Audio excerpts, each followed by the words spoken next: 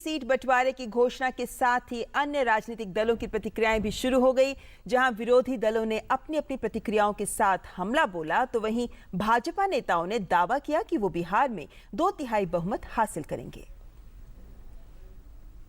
बिहार विधानसभा चुनाव के लिए एनडीए में आखिर सीटों पर सहमति बन ही गई। हिंदुस्तानी अवाम मोर्चा के अध्यक्ष जीतन राम मांझी के साथ आखिरी दम तक चली सीटों के बंटवारे पर बातचीत के बाद एनडीए ने अपनी एकजुटता कायम रखी और गठबंधन में सीट बंटवारा सफलतापूर्वक हो गया।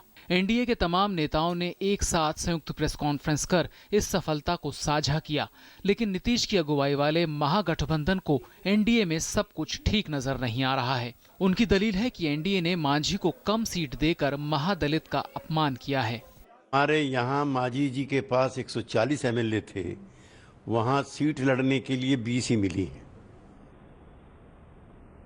ये महादलित का महाअपमान हुआ है। एनडीए का गठबंधन अभी भी अंतर विरोधों से भरा हुआ है। ऐसा पहली बार हो रहा है कि कोई पार्टी युद्ध में जा रही है और कप्तान की घोषणा नहीं है। बॉडी लैंग्वेज देखिए तो मांझी जी कहीं न कहीं बहुत ही असहज और दुखी लग रहे थे। और जाहिर है भाजपा की जो नीति रही है अपने सहयोगियों के साथ बहुत ही एक कोने में दबा करके आप ऐसे ही हालत कर देते हैं कि आपके सहयोगी के पास कोई चारा ना हो सिवाय आपकी चाकरी करने के। महागठबंधन के एक और सहयोगी कांग्रेस ने भी एनडीए में सीट बंटवारे के बाद दावा किया कि सत्ता में आने के लिए बीजेपी सब कुछ तरीके आजमा रही है। किस तरह से सत्ता में आने के लिए वो डेस्परेट है।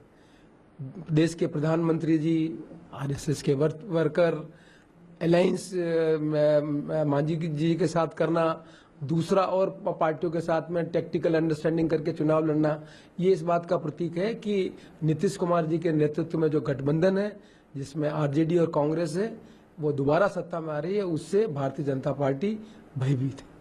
इधर सीट बंटवारे से उत्साहित बीजेपी ने विरोधियों के सारे आरोपों को खारिज करते हुए दावा किया कि वो बिहार में 2/3 बहुमत हासिल करेगी। ये पूरी तरह दुष्प्रचार है भाजपा के खिलाफ। कोई नाराज नहीं है। इकट्ठे होकर हमने गठबंधन का ऐलान किया है, इकट्ठे होकर लड़ रहे हैं और जीतेंगे, 2/3 बहुमत प्राप्त करेंगे। आरोप प्रत्यारोप और दावे अपनी जगह हैं, लेकिन अब जबकि दोनों बड़े गठबंधनों में सीट बंटवारे का ऐलान हो चुका है और चुनावों की घोषणा भी हो चुकी है, तो आने वाले वक्त में बिहार का सियासी पारा और चढ़ेगा। News night desk, DD news.